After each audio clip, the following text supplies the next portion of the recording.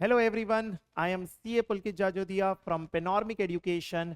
इस video session में हम सीए फाइनल अपीयर करने वाले स्टूडेंट्स जो मई 2026, सितंबर 2026 या जैन 2027 में एग्जाम देने वाले हैं, उनके डायरेक्ट टैक्सेशन यानी पेपर नंबर 4 में जितने स्टैट्यूटरी अपडेट्स आए हैं उन्हें कॉम्प्रिहेंसिवली डिस्कस करने वाले हैं। जो जुडिशियल अपडेट्स आए हैं फॉर मई 2026 एग्जाम्स वो हम पहले ही कवर कर चुके थे। अगर आपने उसे नहीं देखा है तो उसे देख लें। इनडायरेक्ट टैक्सेशन में भी जो अपडेट्स आए हैं वो भी हम पहले ही कवर कर चुके थे, उन्हें भी कवर कर लें। इसके नोट्स एज वेल एज जो आपको लिंक है वो हमारे टेलीग्राम चैनल पे भी अवेलेबल हो जाएगी। इस सेशन में हम कॉम्प्रिहेंसिवली सारे स्टैट्यूटरी अपडेट्स डिस्कस करने वाले हैं, बिकॉज एग्जाम्स में जनरली जो रीसेंट अपडेट्स आते हैं वो ज्यादा पूछे जाते हैं, ये हिस्टोरिकली देखा गया है, और छोटे छोटे पॉइंट्स पूछे जाते हैं। अब जैसे ही हम कहते हैं कि अपडेट्स हुए तो बहुत बच्चों को टेंशन होने लगती है, बहुत अपडेट्स होते हैं सर। बहुत अपडेट्स नहीं है, छोटे छोटे अपडेट्स हैं जिनका इंपैक्ट थोड़ा बड़ा हो सकता है, एंड दैट इज वाई इस सेशन में हम सारे कॉम्प्रिहेंसिवली लॉजिक के साथ डिस्कस कर लेंगे।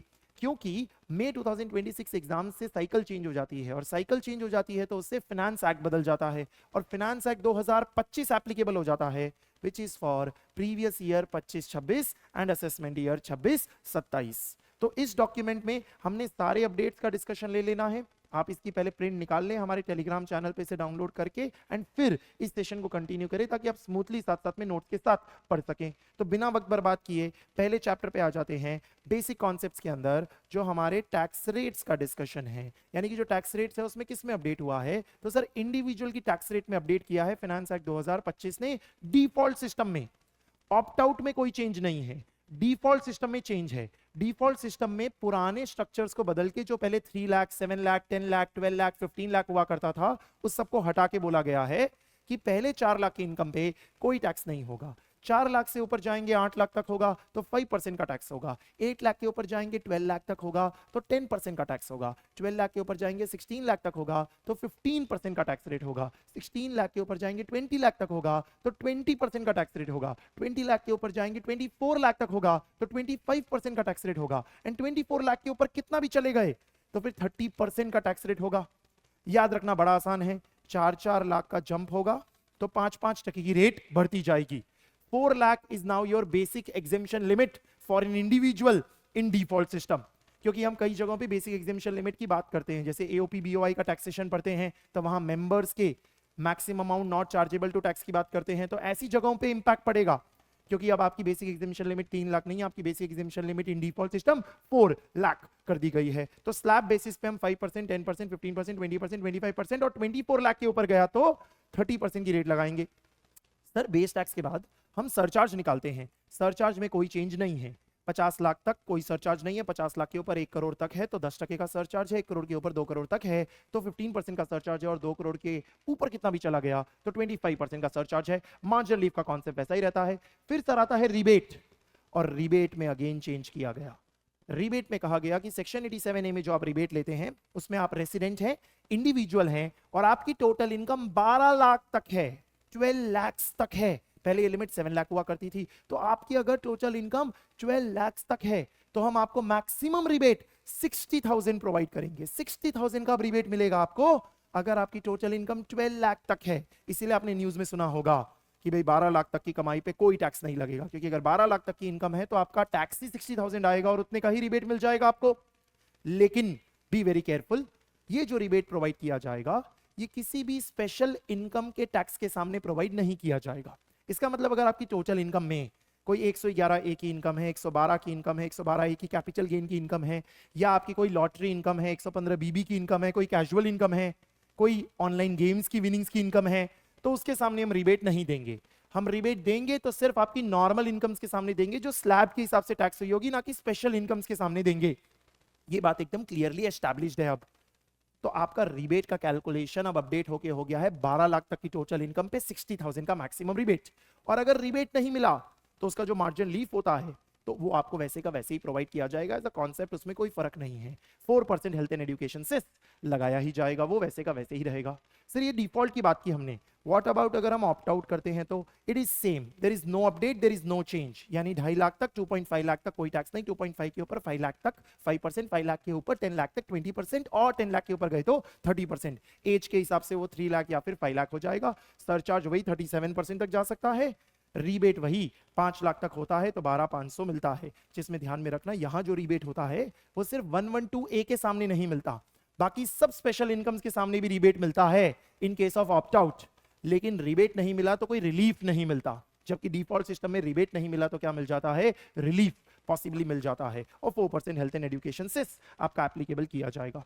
अब सर अगर इंडिविजुअल अपडेट हुआ है तो नेचुरली HUF, AOP, BOI और आर्टिफिशियल जुडिशियल पर्सन भी अपडेट हो गए हैं, उनके स्लैब्स भी अपडेट हो गए हैं। हमने इसे अलग से क्यों दिया, क्योंकि sir HUF, AOP, BOI, AJP के केस में कोई रिबेट नहीं मिलता है, इसीलिए अलग से प्रोवाइड किया हुआ है कि इंडिविजुअल से वैसे तो सब कुछ सेम ही है लेकिन कोई रिबेट नहीं होता है, इसीलिए हम उसे अलग से कवर कर रहे हैं। तो HUF, AOP, BOI, AJP के लिए भी अब जो स्लैब्स है वो 4-4 लाख वाले हो गए और उसके हिसाब से 5-5% की रेट के हिसाब से बढ़ेगा। ऑप्ट आउट करेंगे तो कोई इंपैक्ट होने वाला नहीं है, जैसा आपने पढ़ा हुआ है वो वैसा ही रहने वाला है। अब क्योंकि कंफ्यूजन ना हो, हमने यहां पर एक छोटा सा इलस्ट्रेशन बनाया हुआ है ताकि क्लैरिटी हो जाए रिबेट के रिलेटेड, रिबेट में कंफ्यूजन ना हो कि आपको एग्जाम में करना क्या है। तो समझिए कि इंडिविजुअल है, उसकी 11,50,000 की टैक्सेबल इनकम है, टोटल इनकम है 3 लाख 112A में है, 4 लाख 112 में है, और सैलरी हाउस प्रॉपर्टी या PGBP की या नॉर्मल IFOS की जो आपकी इनकम है वो 4,50,000 है। अब ये डिफॉल्ट सिस्टम से हम निकाल रहे हैं, तो जब हम इसे डिफॉल्ट सिस्टम से निकाल रहे हैं तो हम क्या कहेंगे कि ये जो आपका 112A की इनकम है 3 लाख की, वो 3 लाख पे तो पूरे पे टैक्स लगेगा ही नहीं, 1,25,000 माफ हो जाएगा क्योंकि उस पर टैक्स नहीं लगता, और बचे हुए 1,75,000 पे 12.5% लग जाएगा। और जो सेक्शन 112 की इनकम है 4 लाख, उस पर सीधे 12.5% लग जाएगा। और जो बची हुई आपकी नॉर्मल इनकम है 4,50,000, उसमें स्लैब होगा तो पहला 4 लाख माफ, और 4 लाख के ऊपर जो आप गए दैट इज 50,000 के ऊपर 5% लगा के 2,500। अब आपने अपना टैक्स निकाल लिया, टैक्स निकालने के बाद सरचार्ज तो आएगा नहीं क्योंकि टोटल इनकम आपकी 50 लाख क्रॉस हुई नहीं, तो रिबेट चेक करना है। रिबेट चेक करना है तो देखना है क्या टोटल इनकम 12 लाख तक है, yes sir total income 12 lakh तक है, क्या रिबेट मिल सकता है, मैक्सिमम 60,000 मिल सकता है, लेकिन स्पेशल इनकम्स के सामने नहीं मिल सकता जिसपे स्पेशल रेट लगी थी, तो देयर बाई इसके सामने आपको रिबेट नहीं मिलेगा, सिर्फ इसके सामने मिलेगा। तो 2500 का आपको रिबेट दे दिया जाएगा, बचे हुए अमाउंट पे सेस लगा दिया जाएगा और फिर आपका टोटल टैक्स लायबिलिटी आ जाएगा। That is default system. Opt out वैसे ही है, just for the sake of clarity. Opt out के अंदर आपको बोला गया समझो 5 लाख की टोटल इनकम है आपकी, 1,50,000 112A में है, 112 में 1 लाख है, और 2,50,000 की नॉर्मल इनकम है आपकी। रेगुलर स्लैब आपका 2,50,000 का होता है, तो देयर बाई उस पर कोई टैक्स तो आने वाला है नहीं। 112A के अंदर आपने पहले 1,25,000 माफ कर दिया तो बाकी बचे हुए के अमाउंट के ऊपर 12.5% लगा दिया, एंड 112 के अंदर पूरे पे 12.5% लगा दिया, तो आपका जो भी टैक्स आया उसके सामने रिबेट के लिए आप देखेंगे क्या टोटल इनकम 5 लाख तक है, yes sir total income 5 lakh तक है, रेसिडेंट इंडिविजुअल की बात हो रही है, मैक्सिमम रिबेट 12,500 मिलेगा, लेकिन 112A के सामने नहीं मिलेगा। तो हमने 112A के सामने नहीं देना है, हमने किसके सामने देना है, 112 के सामने देना है, और 112 के सामने 12,500 मैक्सिमम मिल सकता है, मिल सकता है, बाकी बचे हुए अमाउंट के सामने वैसे भी रिबेट नहीं मिलता, और यहां तो हमारी लिमिट भी एग्जॉस्ट हो गई, तो देयर भाई आप उसके ऊपर सेस लगाएंगे और टोटल टैक्स कैलकुलेट कर देंगे। These are the updates with regard to the tax rates of individual HUF, AOP, BOI and AJP. बाकी सर कंपनियां, पार्टनरशिप फर्म, LLP में कोई चेंजेस नहीं है, सब कुछ वैसे का वैसे ही है। ऑफ कोर्स डोमेस्टिक कंपनी में एक बेसिक सा चेंज है जो हर साल होता ही है, क्योंकि आप ये बात जानते हैं कि डोमेस्टिक कंपनी के ऊपर टैक्स रेट या तो 25% होता है या फिर 30% होता है, जो हमारे रेगुलर प्रोविजंस है उसके तहत। 115BAA या 115BAB की बात नहीं कर रहे हैं, नॉर्मल प्रोविजंस की बात कर रहे हैं, तो या तो 25% होता है तो 30% होता है। अब हम कब कहते थे 25% है, जब 2 साल पुराना टर्नओवर 400 करोड़ तक है, तो फिर उस केस में 25% है, अदरवाइज 30% है। तो अब क्योंकि आपका प्रीवियस ईयर चेंज होकर 25-26 हो गया, तो आपका टर्नओवर आपको कौन सी प्रीवियस ईयर का देखना है, 23-24।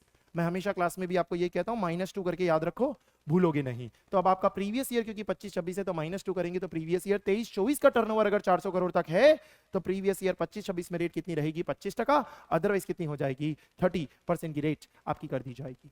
टैक्स रेट्स में यही है, बाकी कोई चेंज नहीं है। इसका मतलब जो आपके स्पेशल टैक्स रेट्स हैं वो सब वैसे के वैसे ही है, यानी 111A में अब आपको 20% ही याद रखना है, 112 के अंदर अब आपको 12.5% है, इतना याद रखना है। 112A में 12.5% है 1,25,000 इग्नोर करने के बाद।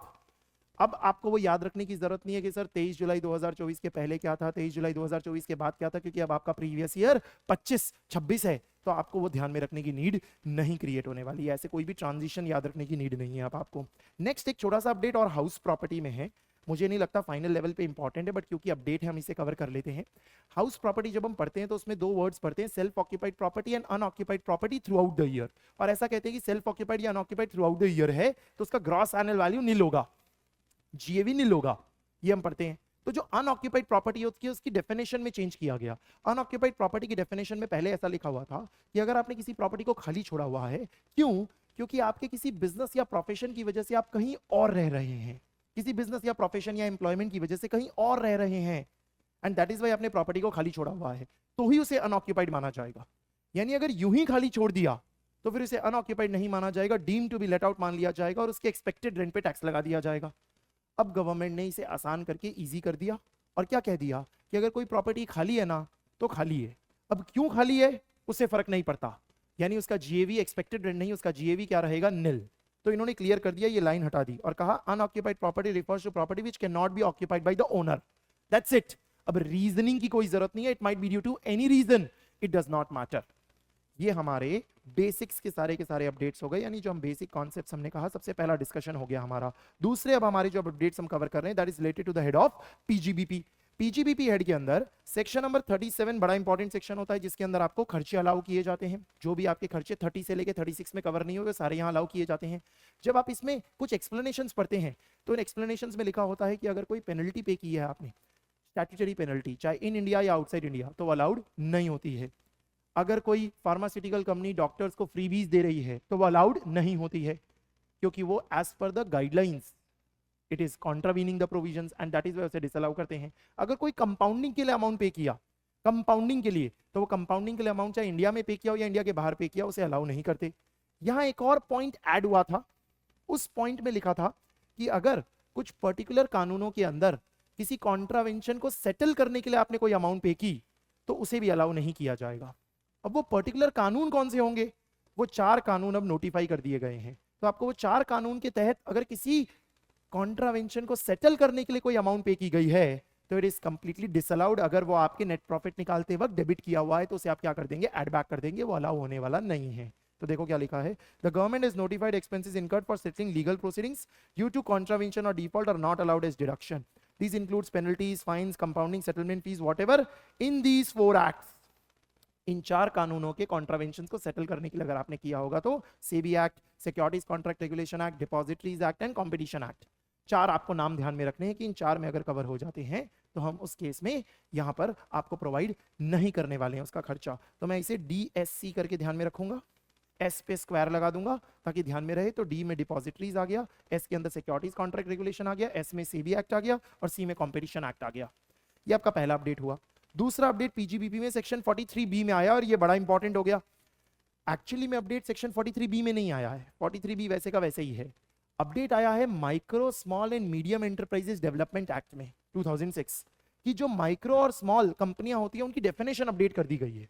सर अपडेट तो मीडियम की भी की गई है बट हमको मीडियम से कोई फर्क नहीं पड़ता, क्योंकि हम जानते हैं 43B के अंदर हमने क्या पढ़ा है कि अगर आप पेमेंट करने वाले हो किसी माइक्रो या स्मॉल को तो या तो 15 डेज या फिर मैक्सिमम 45 डेज का जो टाइम पीरियड प्रोवाइड किया हुआ है उसमें आपको कर देना होता है।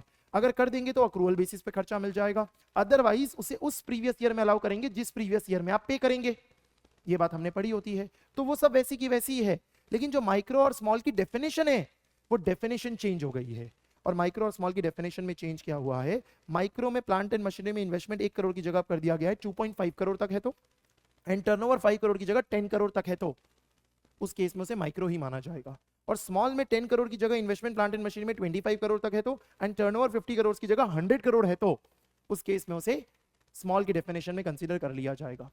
याद रखने के लिए देखो आसान ये रहेगा, 2.5 times in case of plant and machinery कर दिया गया है and 2 times in case of turnover कर दिया गया है। तो आपको पुरानी लिमिट अगर याद है तो उसमें खाली 2.5 टाइम्स और 2 टाइम्स कर दोगे तो आपको नई लिमिट्स ध्यान में हो जाएगी। अब आपको पुरानी लिमिट ध्यान में रखनी है, नई लिमिट्स ध्यान में रखनी है, जिसे 1/4/25 से इफेक्ट में लेके आ गए हैं। तो आपके प्रीवियस ईयर के लिए इफेक्ट में आ गया है, माइक्रो और स्मॉल की डेफिनेशन को अपडेट कर दिया गया है। बाकी अंदर का कंटेंट पूरा का पूरा वैसे का वैसे ही है। फिर एक नया सेक्शन ऐड किया गया है, सेक्शन नंबर 44BBD करके एक नया प्रिजम्पटिव स्कीम का टैक्सेशन ऐड किया गया है। आप जानते हैं 44 की जो हमारी सीरीज होती है उसके अंदर कई सारे प्रिजम्पटिव स्कीम्स है, 44AD, 44ADA, 44AE, लेकिन जो 44B से सीरीज है वो सब नॉन रेसिडेंट्स या फॉरेन कंपनीज के लिए हैं, जिसमें 44B के अंदर हम शिपिंग बिजनेस की बातें करते हैं, BBA के अंदर हम एयरक्राफ्ट बिजनेस की बात करते हैं, BBC लास्ट ईयर आया था क्रूज के बिजनेस की बात करते हैं, जो तो एग्जाम में पूछ भी ले गया था, इमीडिएटली 2 मार्क का MCQ आया था रिसेंट एग्जाम के अंदर। तो इस तरीके से एक नया सेक्शन और ऐड हुआ इसी सीरीज में 44BBD। अब इस सेक्शन का पहले थोड़ा सा ऑब्जेक्टिव और लॉजिक समझ लो। आप जानते हैं कि हमारे देश में हम इलेक्ट्रॉनिक मैन्युफैक्चरिंग को पुश करना चाहते हैं। तो अगर हमारे देश में कोई रेसिडेंट कंपनी इलेक्ट्रॉनिक मैन्युफैक्चरिंग कर रही है या सेटअप करना चाहती है, और वो उसे सेटअप करने के लिए या उसे और बढ़ाने के लिए किसी नॉन रेसिडेंट से कुछ सर्विसेज रिसीव कर रही है, हेल्प ले रही है सेटिंग अप करने में या किसी भी तरीके से उसे बढ़ाने में या ग्रो करने में उनका एक्सपर्टाइज ले रही है, तो देयर बाय उनको वो जो स्पेसिफाइड सम पे कर रही होगी, यानी जो भी अमाउंट पे कर रही होगी, उस अमाउंट पे हमारे इंडिया में उस पे क्या लगाया जाएगा, टैक्स। तो हम उसे सिंपल रखना चाहते हैं, तो देयर बाय 44 बीबीडी डाल के हमने क्या बोल दिया कि अगर कोई नॉन रेसिडेंट किसी रेसिडेंट कंपनी को सेटिंग अप में हेल्प कर रहा है with regard to an electronic manufacturing facility in India, तो उस केस में उसे जो भी अमाउंट मिली होगी उसका 25% पीजीबीपी होगा, फ्लैट 25%। उसके सामने हम उसे कोई अनएब्सॉर्ब डिप्रिसिएशन नहीं देंगे, कोई ब्रॉड फॉरवर्ड बिजनेस लॉस नहीं देंगे, और सीधे सीधे उसके ऊपर टैक्सेबल कर देंगे 25% की रेट पे। और ये एक मैंडेटरी सेक्शन हो गया, मतलब इसमें कोई ऑप्शन नहीं होगा to declare lower profits.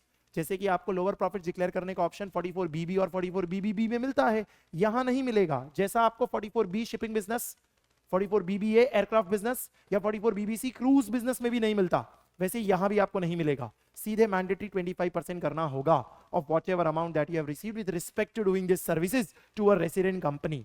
So the section is for any non resident but the services shall be given to a resident company, जिसमें अगेन कुछ ministry of information and technology की कंडीशंस होगी, वो सब सेटिस्फाई होनी चाहिए। वो सब कंडीशंस वगैरह हमें नहीं देखनी है। अगर ऐसा है तो 44 बीबीडी के अंदर आपको कवर कर लिया जाएगा। तो अब मैं लैंग्वेज थोड़ी सी पढ़ लूं तो एक नॉन रेसिडेंट है engage in the business of providing services और technology in India, any non resident, any non resident, this is just an example. Non resident company क्योंकि जनरली कंपनियां होती है, but otherwise it is an example, any non resident to a resident company which is establishing or operating an electronic manufacturing facility or a connected facility for manufacturing or producing electronic goods or articles or things in India. उस non resident SSC ने क्या किया, setting up and operating and in connection with N electronic manufacturing facility in India के लिए आपको कोई ना कोई सर्विसेज या टेक्नोलॉजी प्रोवाइड की है, और उसके लिए उसे जो भी अमाउंट मिली उसका हम 25% पीजीबीपी मान लेंगे। जैसे क्रूज बिजनेस में हम 20% मानते हैं, एयरक्राफ्ट बिजनेस में 5% मानते हैं, शिपिंग बिजनेस में 7.5% मानते हैं, 44 बीबी और बीबीबी के अंदर हम 10% मानते हैं, वैसे यहाँ पर 25% मान लेंगे। Of what? of whatever amount that has been paid or payable to such non-resident, या whatever amount is received or deemed to be received by such non-resident। उस non-resident को जो भी अमाउंट मिली हो, जैसे भी, चाहे उसके एजेंट के थ्रू मिली हो या डायरेक्टली मिली हो, that does not matter, उसके ऊपर 25% करेंगे। लेकिन हम कोई सेट ऑफ अलाउ नहीं करेंगे, ना ही अनएब्सॉर्ब डेप्रिसिएशन का, ना ही ब्रॉड फॉरवर्ड बिजनेस लॉस का। आपके पास ऑप्शन नहीं होगा to declare profits at a lower rate, आपको मैंडेटरीली यही करना होगा, आपके पास कोई चॉइस नहीं है।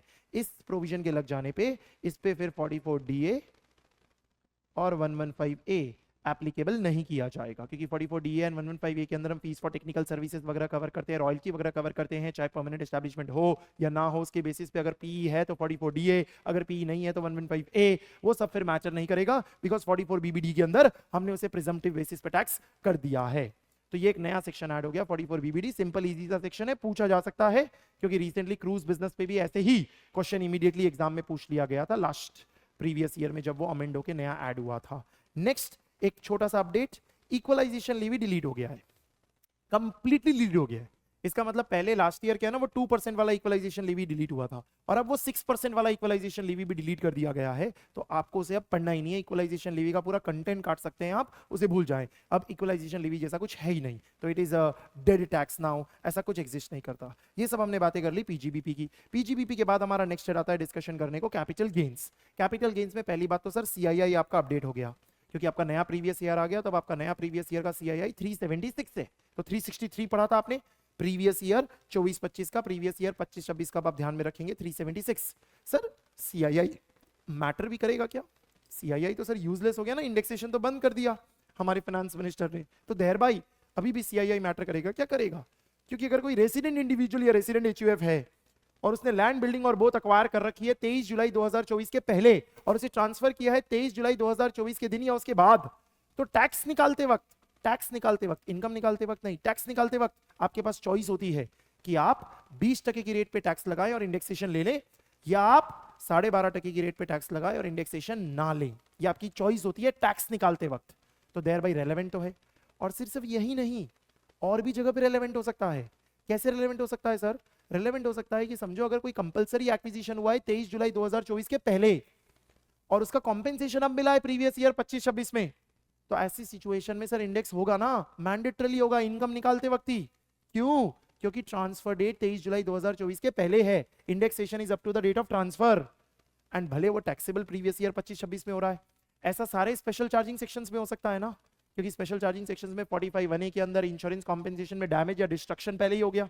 ऐसे ही 45 सबसेक्शन 2 के अंदर conversion of capital asset into stock in trade में भी ऐसा हो सकता है कि कन्वर्जन पहले हो गया 23 जुलाई के पहले, तो ट्रांसफर डेट तो वही है ना, तो ट्रांसफर डेट अगर 23 जुलाई 2024 के पहले है तो इंडेक्सेशन तो आज भी होगा, एकदम होगा, तो ये रेलेवेंट है, ये यूजलेस नहीं हो जाता है। सर बाईबैक वगैरह के अंदर अब आपको वो डेट याद रखने की जरूरत नहीं है, 1 अक्टूबर 2024 अब मैटर नहीं करता, 1 अक्टूबर 2024 के पहले अलग था, 1 अक्टूबर 2024 के बाद अलग हो गया, इट डज नॉट मैटर, क्योंकि आपका तो प्रीवियस ईयर 25-26 है, उसके अंदर जब हम न्यू प्रोविजन पढ़ते हैं कि जो भी अमाउंट आपको मिला वो सीधे ग्रॉसली टैक्सेबल कर दिया जाता है इन आईएफओएस, कोई खर्चा वगैरह आपको नहीं मिलता है, सिर्फ जो आपका कॉस्ट लगा होता है वो आपको कैपिटल लॉस की तरफ बुक करने मिलता है सेक्शन नंबर 46A के अंदर, वो वैसे का वैसे ही कंटेंट रहेगा। बट अब आपको पुराना वाला ध्यान में नहीं रखना कि पहले क्या हुआ होता था, अब आपको सिर्फ न्यू ध्यान में रखना है कि वो एक डीम डिविडेंड की तरफ ट्रीट किया जाता है जब भी बाईबैक होता है। तो ये कोई अपडेट नहीं है, सिर्फ आपकी जानकारी के लिए बता रहा हूं। जो एक अपडेट है वो है कैपिटल एसेट की डेफिनेशन में। कैपिटल एसेट की डेफिनेशन में आप एक पॉइंट पढ़ते थे कि एफआईआई अगर कोई सिक्योरिटी होल्ड करता है, एफआईआई अगर कोई सिक्योरिटी होल्ड करता है तो वो हमेशा कैपिटल एसेट होता है, चाहे वो उसके लिए स्टॉक इन ट्रेड हो चाहे वो उसके लिए इन्वेस्टमेंट हो, उससे फर्क नहीं पड़ता, वो हमेशा स्टॉक इन ट्रेड होता है, हमेशा सॉरी कैपिटल एसेट होता है, इररिस्पेक्टिव कि आप उसे ट्रेडिंग के लिए होल्ड करते हो या इन्वेस्टमेंट पर्पस के लिए होल्ड करते हो, हमेशा कैपिटल गेन का हेड लगेगा। अब इन्होंने यहां पर ऐड करके क्या बोला कि इन्वेस्टमेंट फंड जिसे 115 यूबी में हम पढ़ते हैं उसकी भी जितनी सिक्योरिटीज वो होल्ड कर रही है, वो चाहे स्टॉक इन ट्रेड हो या फिर इन्वेस्टमेंट हो, हम उसे कैपिटल एसेट ही मानेंगे, always deem to be a capital asset. जो investment fund, alternative investment fund AIF, AIF में भी सर 3 कैटेगरीज होती है, कैटेगरी 1, कैटेगरी 2, कैटेगरी 3। हम यहां पर किसकी बात कर रहे हैं, कैटेगरी 1 और कैटेगरी 2 की बात कर रहे हैं, जिसे हम सेक्शन 115 यूबी में पढ़ते हैं। तो any alternative investment fund covered in category 1 और कैटेगरी 2 ने अगर किसी भी तरह का इन्वेस्टमेंट किया है in securities as per the regulations of SEBI या आईएफएससी, भाई अगर गिफ्ट सिटी में लोकेटेड है तो आईएफएससी के रेगुलेशंस लगते हैं, गिफ्ट सिटी में लोकेटेड नहीं है तो सेबी के रेगुलेशंस जो हो गए आपके, तो उन सिक्योरिटीज को हमेशा कैपिटल एसेट माना जाएगा। अब सर इसका इंपैक्ट यहां नहीं, इन्वेस्टमेंट फंड के चैप्टर में होगा, समझो। इन्वेस्टमेंट फंड के चैप्टर में 115 यूबी में आप क्या पढ़ते हो कि जो पीजीबीपी इनकम होती है वो इन्वेस्टमेंट फंड लेवल पे टैक्स होती है, लेकिन उसके अलावा जो बाकी अदर इनकम होती है वो तो आपकी यूनिट होल्डर के हाथ में टैक्स होती है। तो अभी तक जो इन्वेस्टमेंट इन सिक्योरिटीज हो रही थी as a stock in trade, वो इन्वेस्टमेंट फंड दिखा रहा था पीजीबीपी, तो वो उसके हाथ में टैक्स हो रहा था, लेकिन अब वो उसे पीजीबीपी दिखाएगा ही नहीं, अब वो उसे कैपिटल गेन कहेगा तो वो उसके हाथ में टैक्स नहीं होगा, वो यूनिट होल्डर के हाथ में टैक्स होगा। एंड दैट इज वाई ये क्वेश्चन इन्वेस्टमेंट फंड से लिंक करके बनाया जाएगा, आपको इन्वेस्टमेंट फंड के चैप्टर से लिंक करके बनाया जाएगा। तो ये ध्यान में रखना कि इन्वेस्टमेंट फंड के हाथ में कोई भी सिक्योरिटी हो, अब वो कैपिटल एसेट ही है, उसे कैपिटल गेन के हेड में ही डालेंगे, उसे आप पीजीबीपी के अंदर अब कवर नहीं करने वाले हैं, सेम एज जैसा एफआईआई के लिए था। ये आपका एक डेफिनेशन का अपडेट हो गया। इसके अलावा 50AA जो आप पढ़ते हैं, जिसके अंदर हम deemed short term capital gain बना देते हैं कुछ चीजों को, किन चीजों को सर, मार्केट लिंक डिवेंचर्स को, स्पेसिफाइड म्यूचुअल फंड्स को and unlisted bonds and unlisted debentures को, इनको हम deemed short term capital gain मानते हैं, कभी इंडेक्सेशन नहीं होता इनके ऊपर, और irrespective of the period of holding इन्हें शॉर्ट टर्म ही क्लासिफाई किया जाता है। इसमें जो म्यूचुअल फंड की डेफिनेशन है उसे अपडेट कर दिया गया है। अपडेट तो सर पुराने फाइनेंस एक्ट ने कर दिया था, लेकिन लागू ये अब हुआ है। तो अपडेट क्या किया गया है म्यूचुअल फंड की डेफिनेशन के अंदर, इन्होंने इसको थोड़ा रिफाइन करके और क्लियर कर दिया है, और ऐसा कहा है कि अगर कोई म्यूचुअल फंड मोर देन 65% पैसा debt and money market instrument में डालता है, तो मैंने किसी ऐसे म्यूचुअल फंड के यूनिट्स लिए जो mutual fund more than 65% debt and money market instrument में डालता है, which has been defined by SEBI, SEBI regulations with debt and money market instrument defined है, फिक्स्ड इनकम वाले सारे इंस्ट्रूमेंट्स हो गए, बॉन्ड्स, डिबेंचर्स, ये सारे हो गए। तो उस केस में वो एक स्पेसिफाइड म्यूचुअल फंड है, या फिर मैंने एक ऐसे फंड में पैसा डाला विच इन्वेस्ट 65% और more of its total proceeds in units of such fund. तो समझो ये फंड ऑफ फंड्स की बात हो रही है। एक तो होता है मैंने एक म्यूचुअल फंड में पैसा डाला, वो mutual fund more than 65% debt and money market में डाल रहा है। दूसरा क्या कवर किया इन्होंने कि मैंने एक ऐसे म्यूचुअल फंड में पैसा डाला जिस म्यूचुअल फंड ने अपना कम से कम 65% पैसा एक ऐसे म्यूचुअल फंड में डाला जिस म्यूचुअल फंड ने मोर देन 65% पैसा debt and money market instrument में डाला। तो आपके दिमाग में एक फ्लो बन गया होना चाहिए, दो है, एक डायरेक्ट और एक इनडायरेक्ट। डायरेक्ट क्या है, मैंने म्यूचुअल फंड में डाला मोर देन 65% उस म्यूचुअल फंड ने डेट एंड मनी मार्केट में डाला। और दूसरा क्या है, मैंने एक म्यूचुअल फंड में डाला जिस म्यूचुअल फंड ने अपने टोटल प्रोसीड्स का 65% और मोर एक ऐसे म्यूचुअल फंड में डाला जिस म्यूचुअल फंड ने more than 65% debt and money market instrument में डाला, as defined by the SEBI regulation. तो उसे हम स्पेसिफाइड म्यूचुअल फंड कहेंगे।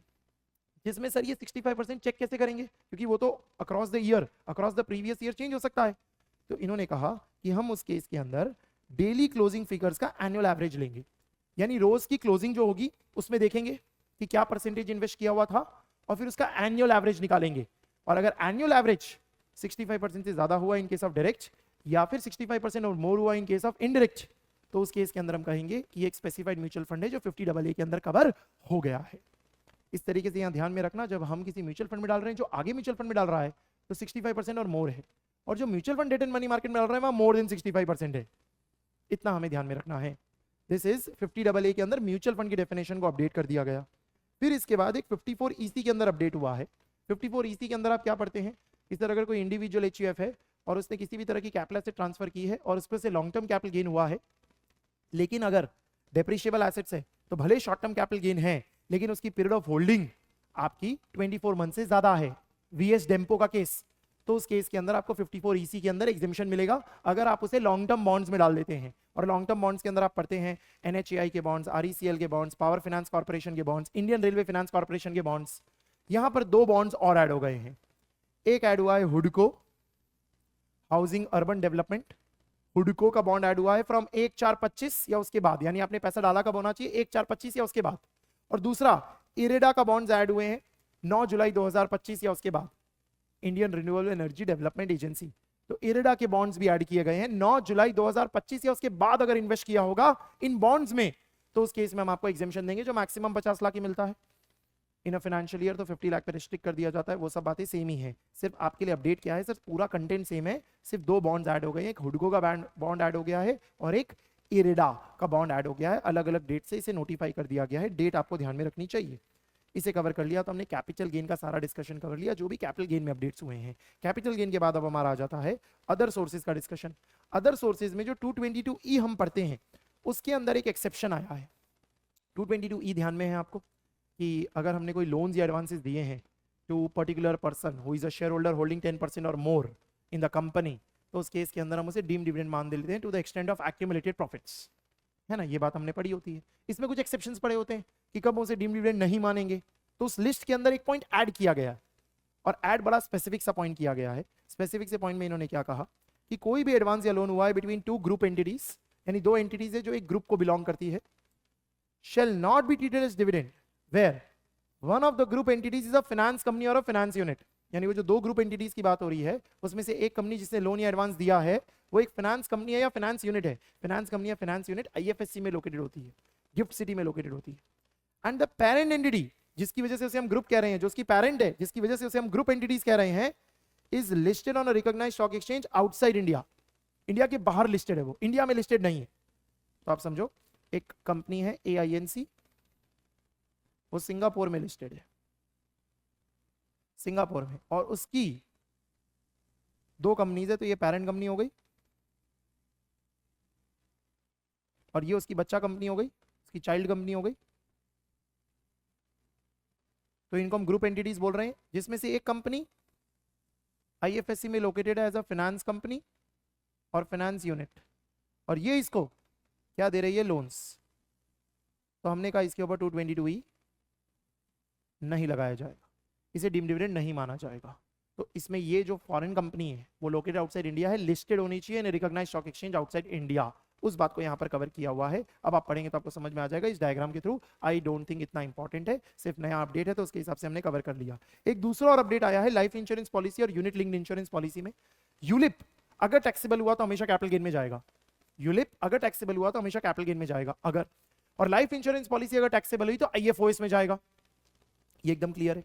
लेकिन चाहे यूलिप हो या LIP, लाइफ इंश्योरेंस पॉलिसी हो या यूनिट लिंक्ड इंश्योरेंस पॉलिसी हो, अगर डेथ पे पैसा मिला तो इंक्लूडिंग बोनस फुल्ली एग्जेम्प्ट होता है, including bonus it is fully exempt 10(10)(d) में, चाहे LIP हो या ULIP हो, उससे कोई फर्क नहीं पड़ता।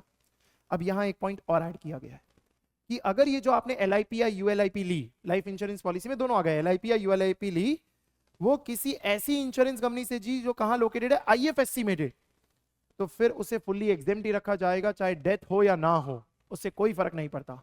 तो गिफ्ट सिटी में एक इंश्योरेंस कंपनी है, मैंने उससे LIP या ULIP ली है, तो वो फुल्ली एग्जेम्प्ट ही रहेगा, चाहे जो हो जाए, चाहे डेथ हो या ना हो। पर अगर गिफ्ट सिटी में नहीं है तो फिर जैसा आपने पढ़ा होता है वैसा ही है कि अगर डेथ पे है तो एग्जेम्प्ट ही है, डेथ पे नहीं भी है और लिमिट्स के अंदर है तो उस केस में एग्जेम्प्ट है, अदरवाइज टैक्सेबल है, और यूलिप है तो सीजी में टैक्सेबल है, और अगर एलआईपी है तो आईएफओएस में टैक्सेबल है। अगेन बड़ा इंपॉर्टेंट पॉइंट नहीं है, सिर्फ कवरेज के लिए हमने इसे डिस्कस कर लिया। इसके बाद आ जाते हैं carry forward and set of losses के चैप्टर पे। ये मुझे लगता है बड़ा काम का है, ये पूछा जा सकता है, बड़ा इंपॉर्टेंट है। Amalgamation, demerger, conversion of a firm to into company and conversion of unlisted company into LLP, ये सब आपने पढ़ा होता है सेक्शन 72 की सीरीज में, 72A, 72AA, इन सेक्शंस के अंदर आपने ये सब पढ़ा होता है। इन सब में आपने क्या पढ़ा होता है कि अगर अमालगमेशन हुआ तो जो अमालगमेटिंग कंपनी के लॉसेज हैं वो अमालगमेटेड कंपनी कैरी कर सकती है subject to all the conditions being satisfied for fresh period of 8 years. Fresh 8 साल मिलते हैं जब भी अमालगमेशन हुआ, वहां से फ्रेश 8 साल मिलते हैं। ऐसी अगर conversion of a firm into company हुआ तो भी आपने पढ़ा होता है कि जब भी कन्वर्जन हुआ वहां से फ्रेश 8 साल मिलते हैं। ऐसी अगर अनलिस्टेड कंपनी इनटू एलएलपी का कन्वर्जन हुआ तो जो अनलिस्टेड कंपनी के लॉसेस होंगे वो फ्रेश 8 साल के लिए कैरी होंगे। डीमर्जर में तो आपने रिमेनिंग ही पढ़ा होता है कि भाई जो बचे हुए साल है उतने में ही कैरी होता है। डीमर्जर में कोई अपडेट नहीं है, कोई चेंज नहीं है, जैसा आपने पढ़ा है वैसा ही है। लेकिन अब क्या कर दिया गया है, अमालगमेशन में भी रिमेनिंग कर दिया गया है, कन्वर्जन्स में भी रिमेनिंग कर दिया गया है। यानी कि वो जो फ्रेश का बेनिफिट मिलता था वो मना कर दिया गया है और बोल दिया गया कि नहीं सर फ्रेश नहीं मिलेंगे, जो बचे हुए बैलेंस ईयर होंगे ना वही आप कर पाएंगे कैरी, उसके बाद वो लॉस लैप्स हो जाएगा। तो वो जो एक बेनिफिट था वो बेनिफिट अब हटा दिया गया है। क्यों? क्योंकि इससे मिसचिफ की जा रही थी कि लॉसेस जो हैं उसे कैरी फ्रेश सालों के लिए कर पाओ, इसीलिए अमालगमेशंस किए जा रहे थे या कन्वर्जन्स किए जा रहे थे। तो गवर्नमेंट ने बोला कि इसको रोकना होगा और रोकने के लिए इन्होंने इसे रिमेनिंग पीरियड कर दिया।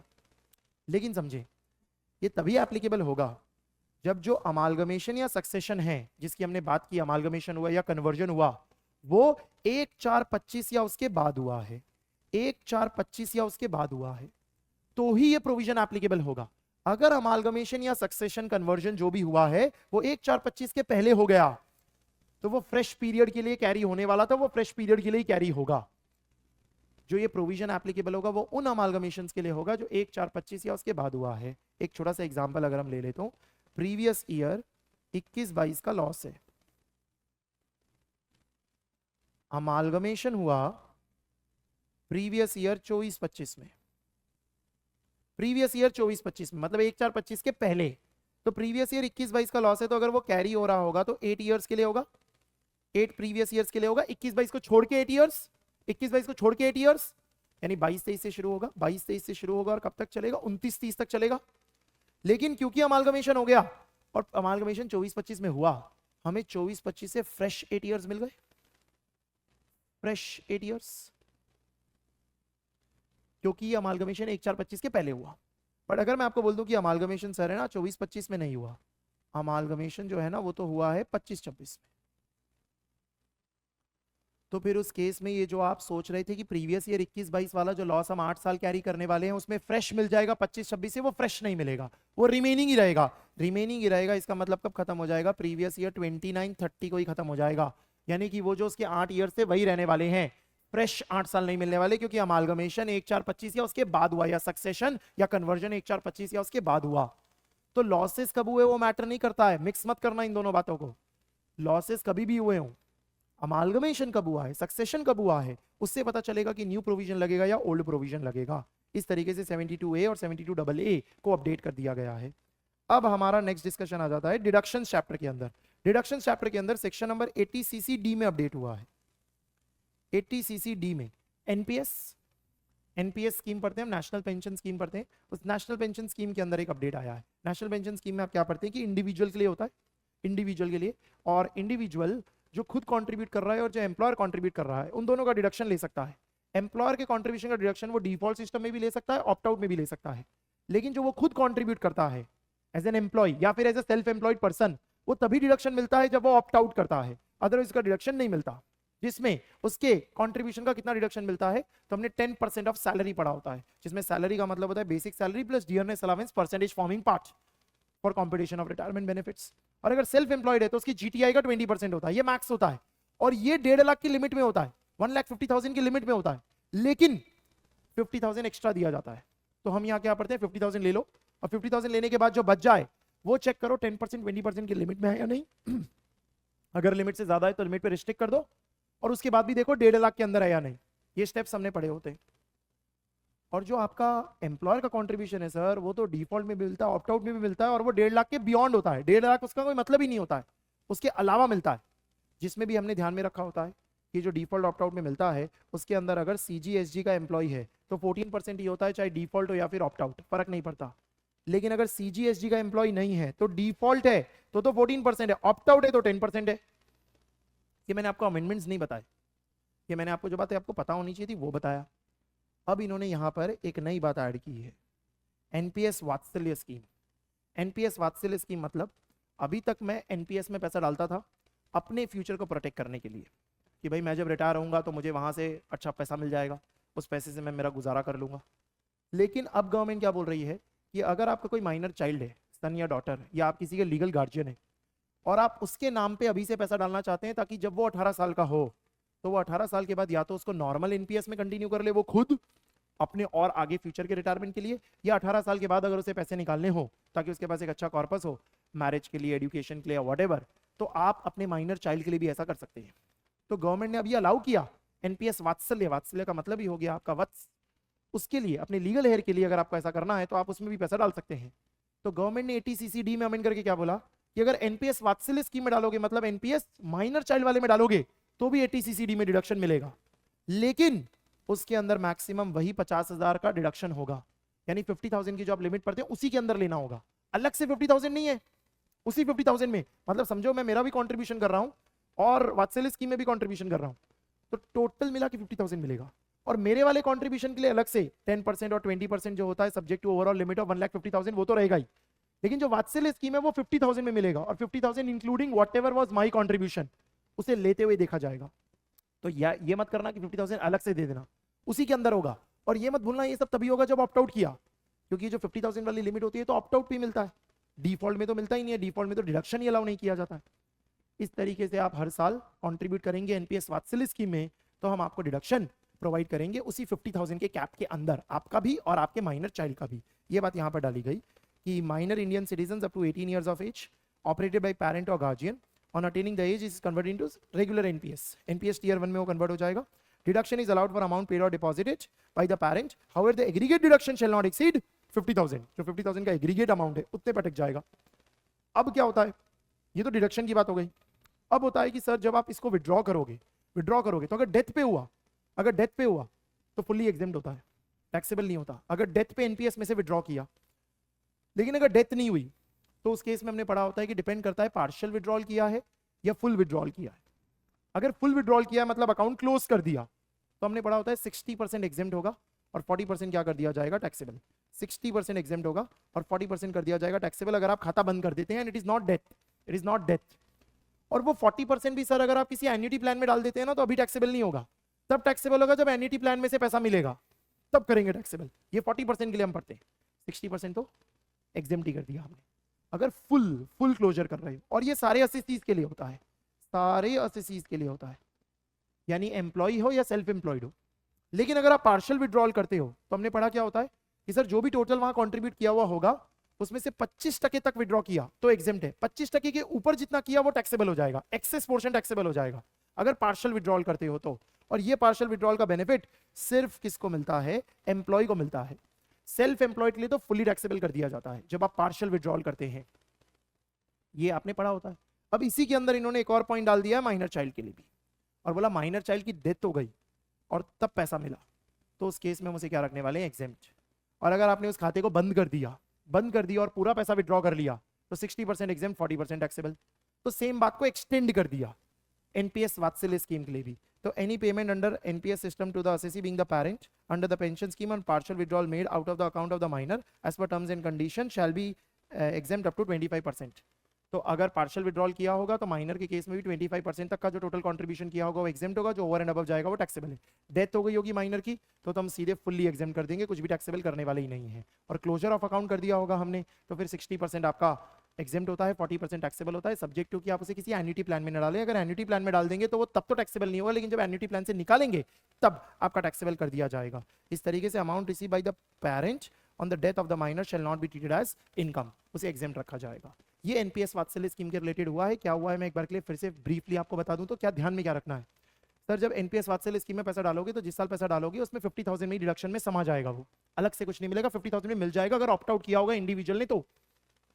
अब माइनर की डेथ हो गई तो वो जो पैसा मिला आपको वो इनकम नहीं माना जाएगा। आपने अकाउंट बंद कर दिया, अकाउंट बंद कर दिया तो 60% एग्जेम्प्ट है, 40% टैक्सेबल है।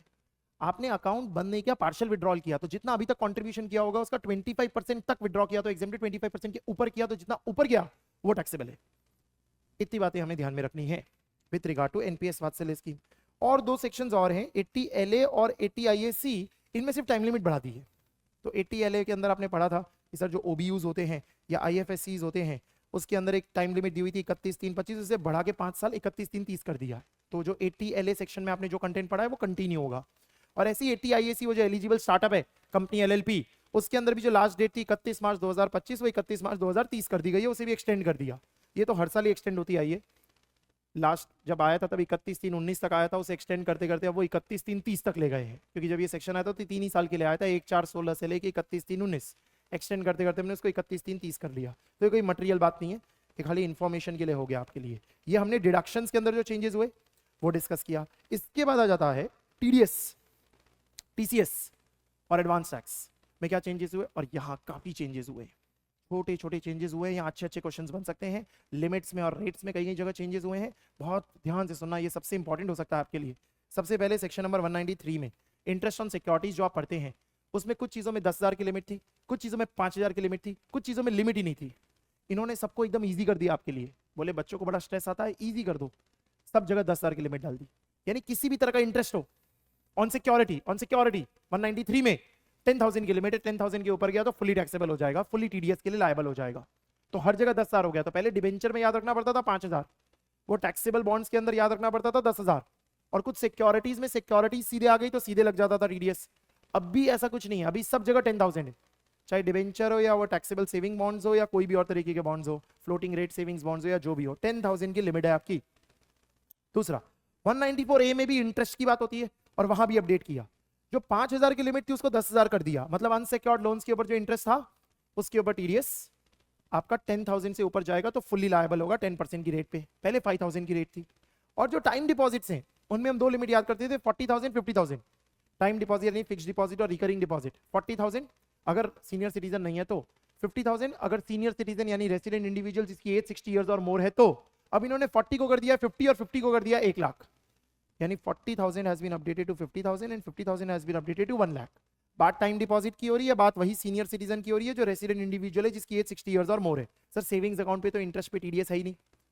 जो यहाँ एक पॉइंट था ना, पार्टनरशिप फर्म जो पार्टनर को अमाउंट पे करती है उस पर भी TDS नहीं है, वो 194A में अभी भी मौजूद है कि उस पर TDS नहीं है। लेकिन एक नया सेक्शन डाला गया है 194T, और 194T में क्या कहा गया कि अब पार्टनरशिप फर्म अपने पार्टनर को कुछ देगी ना तो उस पर TDS लगेगा।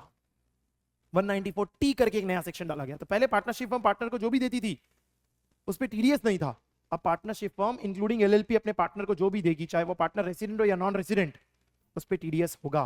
तो हमने 194T एक अलग से नया सेक्शन देख लेना है। ये भी सेक्शन आ तो पहले ही गया था, लेकिन इसे एप्लीकेबल 2025-26 से किया गया है कि अगर कोई पार्टनरशिप फर्म या LLP है और उसने किसी भी तरह का अमाउंट दिया है, चाहे इंटरेस्ट हो, बोनस हो, कमीशन हो, सैलरी हो, जो भी हो, किसी पार्टनर को, चाहे वो रेसिडेंट हो या नॉन रेसिडेंट हो, तो उसके ऊपर 10% की रेट का TDS लगाएंगे at the time of payment और credit whichever is earlier. Sir this is irrespective of 40 clause b, this is completely irrespective of 40 clause b. इसमें 40 क्लॉज बी का कोई रोल नहीं है। तो 40 क्लॉज बी की लिमिट्स क्या है क्या नहीं है उससे कोई फर्क नहीं पड़ता।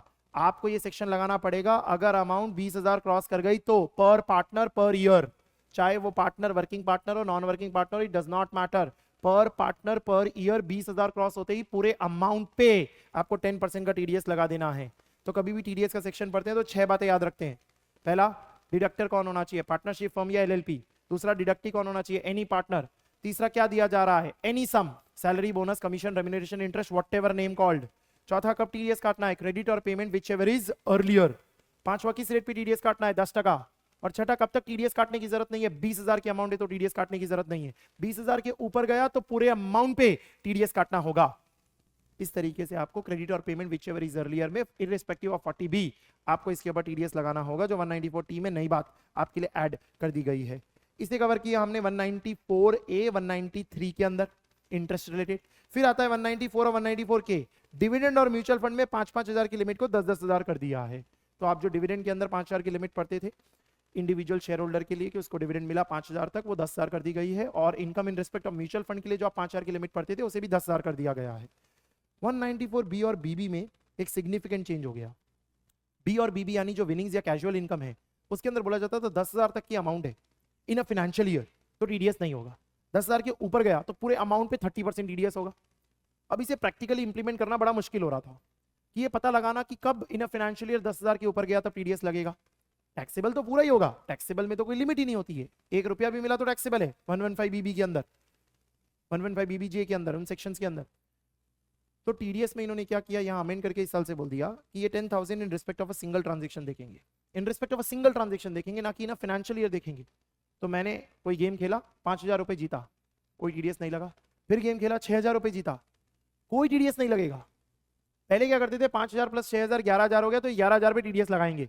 लेकिन अब क्या बोलेंगे इंडिविजुअल ट्रांजेक्शन देखो 5,000 नो टीडीएस, 6,000 नो टीडीएस क्योंकि 10,000 के ऊपर क्रॉस नहीं हुआ। फिर एक और बार विनिंग हुई मेरी 12,000 की तो वो 12,000 पे टीडीएस होगा।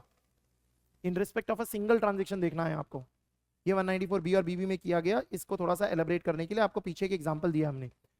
राहुल है 10 अप्रैल को पजल जीते, 15 जून को लॉटरी जीते, 1 दिसंबर को लकी ड्रॉ जीते, इतना इतना इतना जीते। तो 194 बी 9,500 पे एप्लीकेबल नहीं होगा, 8,000 पे एप्लीकेबल नहीं होगा, सिर्फ किस पे एप्लीकेबल होगा 25,000 पे एप्लीकेबल होगा। इन respect of a single transaction देखा जाएगा, ना कि पूरा इन फाइनेंशियल ईयर देखा जाएगा। बी और बीबी के बाद 194 डी, जी और एच तीनों कमीशन वाले सेक्शन है, तीनों में 20,000 कर दिया लिमिट, तीनों में 20,000 कर दिया, यानी 15,000 की जगह तीनों में 20,000 की लिमिट हो गई। इन फाइनेंशियल ईयर ही है यहाँ तो, इन फाइनेंशियल ईयर की 20,000 तक है तो कोई टीडीएस नहीं है, चाहे इंश्योरेंस कमीशन हो, लॉटरी एजेंट वाला कमीशन हो या रेगुलर कमीशन हो, उससे कोई फर्क नहीं पड़ता। 194 डी में एक अपडेट और है, रेट का अपडेट है। 194 डी में एक रेट का क्या अपडेट है ये ध्यान में रखना है आपको। पहले 5% की रेट थी, अब वो 2% हो गई। तो सर इजी हो गया ना, क्योंकि बाकी 194 जी और एच में तो वैसे भी 2% हो गया था, यहां पर भी इन्होंने 2% कर दिया।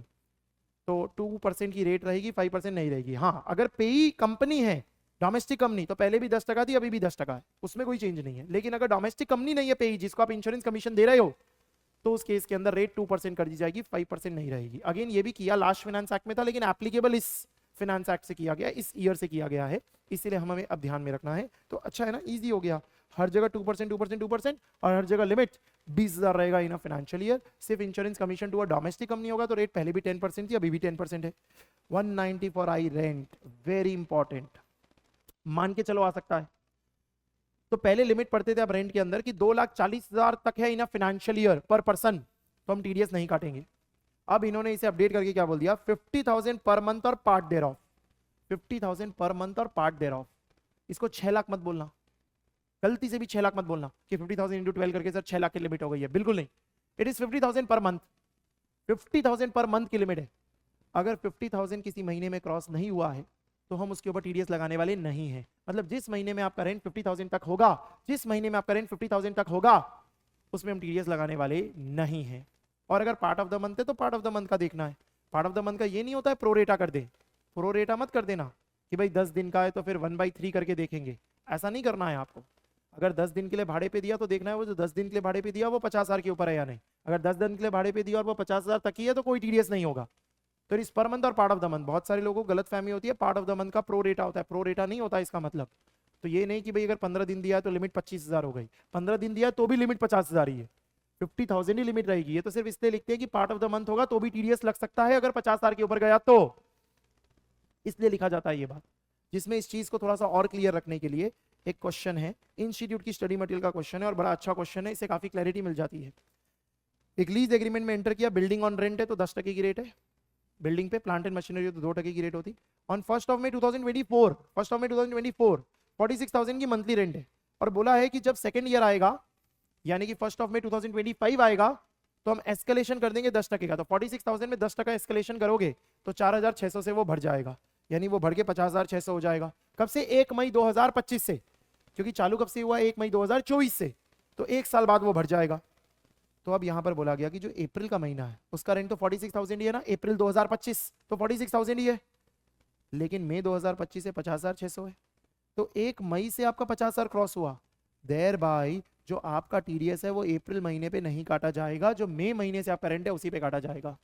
यानी अप्रैल महीने में टीडीएस नहीं होगा। अब समझे ना क्यों हम कह रहे हैं पर ईयर नहीं देखना है, पर मंथ देखना है। जिस महीने का 50,000 तक है उस महीने का टीडीएस ही नहीं होगा, और जिस महीने का 50,000 के ऊपर है उस महीने का ही टीडीएस होगा। तो बाद में जाके किसी महीने में रेंट कम हो गया, तो जैसे ही रेंट कम हो गया और 50,000 के नीचे चला गया तो उस महीने का टीडीएस ही नहीं होगा। जिस जिस महीने का महीने के हिसाब से देखना ही ना, फाइनेंशियल ईयर देखना ही नहीं है। 50,000 के ऊपर गया उस पूरे महीने के रेंट पे टीडीएस 10% 2% एज द केस में भी एप्लीकेबल कर दिया जाएगा। तो वही चीज यहाँ लिखी 11 मंथ्स के हिसाब से हमने किया, क्योंकि 11 मंथ्स में 50,000 से ज्यादा था, वो एक महीने के अंदर नहीं था। ये आपका 194 आई रेंट में अपडेट हो गया। आईबी में तो पहले से ही 50,000 था, आईबी के अंदर तो वैसे ही पहले से ही 50,000 था। 194 जे में जो आप ये चार बातें पढ़ते हैं, चार बातें जिसमें लिमिट्स है, डायरेक्टर में तो कोई लिमिट ही नहीं है। जो चार बातें कौन सी, प्रोफेशनल, टेक्निकल, रॉयल्टी और नॉन कॉम्पीट फीस, इन सब में जो 30 हजार की लिमिट थी वो 50,000 हो गई। चार अपडेट हुए, क्योंकि चारों की 30 हजार इंडिविजुअली देखते थे, अब चारों की इंडिविजुअली 50 हजार है। 50,000 तो प्रोफेशनल सर्विसेज 50,000 तक है इन फाइनेंशियल ईयर तो टीडीएस नहीं होगा। टेक्निकल सर्विसेज 50,000 तक है इन फाइनेंशियल ईयर तो टीडीएस नहीं होगा। रॉयल्टी 50,000 तक है इन फाइनेंशियल ईयर तो टीडीएस नहीं होगा। नॉन कॉम्पीट फीस 50,000 तक है इन फाइनेंशियल ईयर तो टीडीएस नहीं होगा। क्रॉस हुआ तो पूरे पे 10% या 2% एज द केस में भी जो भी रेट रहती है वो रेट वही रहने वाली है। टेक्निकल सर्विसेज के अंदर जो 2% है, प्रोफेशनल सर्विसेज में जो 10% है, royalty in case of exhibition of cinematographic film में 2% है, बाकी रॉयल्टीज में 10% है और बाकी सब जगह 10% है। डायरेक्टर्स वाले में कोई अपडेट नहीं है, क्योंकि पहले भी लिमिट नहीं थी, अभी भी लिमिट नहीं है। वो डायरेक्टर जो 192 में कवर नहीं हुआ, यानी सिटिंग फीस वगैरह की जो अमाउंट होती है उस पर फ्लैट 194 जे में टीडीएस आता है। 194 एलए में 2.5 लाख की जगह 5 लाख हो गया लिमिट। पहले भी ना फाइनेंशियल ईयर था, अभी भी ना फाइनेंशियल ईयर है। पूरे साल में आपको जो कॉम्पेंसेशन मिला है इनिशियल प्लस एनहांस्ड, जो भी टोटल कॉम्पेंसेशन मिला है वो 5 लाख क्रॉस हो गया तो पूरे अमाउंट पे 10% टीडीएस लगा दिया जाएगा। तो पहले 2,50,000 याद रखते थे, अब आपको 5 लाख ध्यान में रखना है। ये आपकी लिमिट्स, थ्रेशोल्ड्स जो हैं वो सारे आपके अपडेट हो जाते हैं। ये सब टीडीएस के अपडेट्स हो गए। अब आ जाते हैं हम टीसीएस के अपडेट्स में। टैक्स कलेक्टेड एट सोर्स में भी काफी चेंजेस हुए हैं। टीसीएस के अपडेट्स में क्या चेंज हुआ है सर, ये जो टिम्बर और फॉरेस्ट प्रोड्यूस है इस पे 2.5% की जगह 2% हो गया है। टिम्बर और फॉरेस्ट प्रोड्यूस पे 2.5% की जगह 2% हो गया है। अब बहुत केयरफुली सुनना, यहाँ पे बारीकी से नहीं पढ़ोगे तो यहाँ गड़बड़ होने वाली है। क्यों? क्योंकि जो अपडेट हुआ है वो बहुत मामूली अपडेट नहीं है। केयरफुली सुनो, इसको एलिब्रेट करने के लिए हम अलग से पीछे डिस्कशन लेते हैं। Alcoholic liquor for human consumption 1% है, पहले भी 1% था। टेंडुलीव्स पहले भी 5% था, अभी भी 5% है, चाहे जो हो जाए। टेंडुलीव्स ऑलवेज 5%, टेंडुलीव्स ऑलवेज 5%। स्क्रैप पहले भी 1% था, अभी भी 1% है। मिनरल्स चाहे कोल, लिग्नाइट, आयरन और हो 1% है। ये सब वैसे के वैसे ही है रेट। अब क्या बोला गया, टिम्बर या कोई भी अदर फॉरेस्ट प्रोड्यूस जो फॉरेस्ट लीज के तहत ऑब्टेन किया है, फॉरेस्ट लीज के तहत ऑब्टेन किया है, टिम्बर या कोई भी अदर फॉरेस्ट प्रोड्यूस, लेकिन टेंडुलीव्स नहीं, क्योंकि टेंडुलीव्स पे हम क्लियरली बोल चुके हैं 5% ही है, चाहे जो भी हो जाए। यानी टेंडुलीव्स फॉरेस्ट लीज के थ्रू हो या ना हो 5% ही रहेगा। लेकिन अगर टिम्बर और एनी अदर फॉरेस्ट प्रोड्यूस है और वो फॉरेस्ट लीज के थ्रू है तो रेट 2% है। अगर आप कहते हो टिम्बर है और फॉरेस्ट लीज के थ्रू नहीं है तो भी 2% है रेट। टिम्बर है और फॉरेस्ट लीज के थ्रू नहीं है तो भी 2% है रेट। मतलब अदर फॉरेस्ट प्रोड्यूस है और वो फॉरेस्ट लीज के थ्रू नहीं है तो टीडीएस ही नहीं है। Sir sir sir sir tendu leaves है, टेंडू लीव्स है, चाहे फॉरेस्ट लीज के थ्रू हो या डायरेक्ट हो, चाहे फॉरेस्ट लीज के थ्रू हो या डायरेक्ट हो, रेट 5% ही रहेगी। टिम्बर है, चाहे फॉरेस्ट लीज के थ्रू हो या ना हो, चाहे फॉरेस्ट लीज के थ्रू हो या डायरेक्ट हो, रेट 2% ही रहेगी। एनी अदर फॉरेस्ट प्रोड्यूस है, एनी अदर फॉरेस्ट प्रोड्यूस है, तो अगर फॉरेस्ट लीज के तहत है तो 2% है, अगर फॉरेस्ट लीज के तहत नहीं है तो है ही नहीं, टीसीएस ही नहीं है। कितनी छोटी सी बात है। अब आप बोलोगे सर ये फॉरेस्ट प्रोड्यूस क्या होता है, तो फॉरेस्ट एक्ट के अंदर फॉरेस्ट प्रोड्यूस डिफाइन किया हुआ है कि ये आइटम वो होते हैं जो आप फॉरेस्ट से लाओ या ना लाओ, इसे फॉरेस्ट प्रोड्यूस ही बोलते हैं। चाहे आप जंगल से लाओ या बाहर से लाओ, जंगल के बाहर से लाओ तो भी इसे फॉरेस्ट प्रोड्यूस बोलते हैं। और ये वो आइटम है जो फॉरेस्ट से लाओगे तो ही फॉरेस्ट प्रोड्यूस है, नहीं तो फॉरेस्ट प्रोड्यूस नहीं है। अब मुझे नहीं लगता ये डेप्थ में आपको ये डेफिनेशन याद करने की जरूरत है, आपके मटेरियल में भले दिया हुआ है, खाली एक बार रीड कर लोगे तो चलेगा। जैसे वाइल्ड एनिमल्स एंड स्किन्स वगैरह जो है वो आप फॉरेस्ट से लाओगे तो ही फॉरेस्ट प्रोड्यूस है, अदरवाइज नहीं। जबकि ये जो आपके महुआ फ्लावर्स, सीड या चारकोल, ये सारी जो चीजें हैं वो आप फॉरेस्ट से लाओ या फॉरेस्ट के बाहर से लाओ, उसे फॉरेस्ट प्रोड्यूस ही माना जाएगा। तो ये डेफिनेशन हो गई फॉरेस्ट प्रोड्यूस की। और फॉरेस्ट प्रोड्यूस में आपको तभी टीसीएस लगाना है जब वो फॉरेस्ट लीज के थ्रू आया हो। फॉरेस्ट लीज के थ्रू नहीं आया तो उस पर टीसीएस ही नहीं लगाना है। आपकी क्लैरिटी के लिए यहाँ मैंने एक समरी टेबल बना रखी है। टेंडू लीज, फॉरेस्ट लीज और नॉट 5%, टिम्बर, फॉरेस्ट लीज और not 2%, other forest produce under forest lease 2%, not under forest lease no TCS. Examples दिए आपको कुछ, sale of timber through auction and it is not a forest lease 2% still applies. Sale of honey obtained under a forest lease, अब हनी यहाँ पर cover हो जाता है आपका, क्योंकि एनिमल्स के रिलेटेड कोई भी अगर आपका कोई और प्रोड्यूस है तो वो यहाँ कवर हो जाता है, तो वो फॉरेस्ट प्रोड्यूस तो है और फॉरेस्ट लीज में है तो 2%। Honey from forest by locals, that is not through forest lease, किसी लोकल से खरीदा है आपने, फॉरेस्ट लीज के तहत नहीं खरीदा है जो ऑक्शन करके दिया जाता है, तो उस केस में टीसीएस एप्लीकेबल ही नहीं है, क्योंकि वो फॉरेस्ट लीज के थ्रू ही नहीं है। तो टिम्बर में मैटर नहीं करेगा कि फॉरेस्ट लीज है या फिर नहीं, लेकिन अदर फॉरेस्ट प्रोड्यूस में मैटर करेगा कि फॉरेस्ट लीज है तो ही टीसीएस है 2% पे, अदरवाइज टीसीएस एप्लीकेबल ही नहीं किया जाएगा। तो ये 2.5% का 2% इतना साधारण नहीं है, इसलिए हमने इसको डिटेल में ले लिया। ये 2061 में हुआ, 2061C में वही है, parking lot, mining, toll plaza, वो 2% ही है, पहले भी 2% था, अभी भी 2% ही है। 2061F में अपडेट है। 2061F में आपने क्या पढ़ा होता है, कोई मोटर व्हीकल है, कोई भी मोटर व्हीकल 10 लाख के ऊपर है, 10 लाख के ऊपर है तो 1% का टीसीएस है, इंक्लूसिव ऑफ जीएसटी 1% का टीसीएस होता है। यहां पर इन्होंने 10 आइटम और ऐड कर दिए, ये 10 लग्जरियस आइटम और ऐड कर दिए। ये 10 लग्जरियस आइटम हुए ना और 10 लाख के ऊपर हुए तो इस पे भी 1% टीसीएस। तो सब अमीर लोग खरीदते हैं सर, रिस्ट वॉच घड़ी खरीदते हैं, महंगी महंगी घड़ियां खरीदते हैं, 8 piece antique collectibles, coin, stamps, yacht, rowing boat, helicopter, sunglasses, महंगे sunglasses, handbags, pair of shoes, sportswear, skywear, golf kit, home theatre system, horse racing के लिए हॉर्स फॉर पोलो, बोले ये सब खरीदा अगर आपने, ये 10 और आइटम मोटर व्हीकल के अलावा, तो आपको 1% टीसीएस देना होगा, including the amount of GST. ध्यान रखना, ये जो 10 लाख की अमाउंट होगी यहां पर, वो ईच इंडिविजुअल परचेज की होगी, ईच इंडिविजुअल परचेज।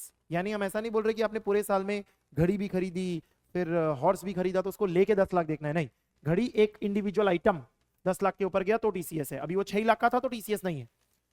फिर आपने अलग से पेयर ऑफ सनग्लासेस खरीदे तो उसका अलग 10 लाख, सबके अलग अलग 10 लाख, मोटर व्हीकल का अलग 10 लाख, टोटल नहीं, वो पॉसिबल ही नहीं है ना, प्रैक्टिकल ही नहीं है। टोटल कैसे लगाओगे कि सब अलग अलग लोगों से खरीदे होंगे, अलग अलग जगहों से खरीदा होगा, अलग अलग पॉइंट ऑफ टाइम पे खरीदा होगा, तो देयर बाई एक इंडिविजुअल परचेज अगर 10 लाख के ऊपर गई तो उस पर 1% टीसीएस है।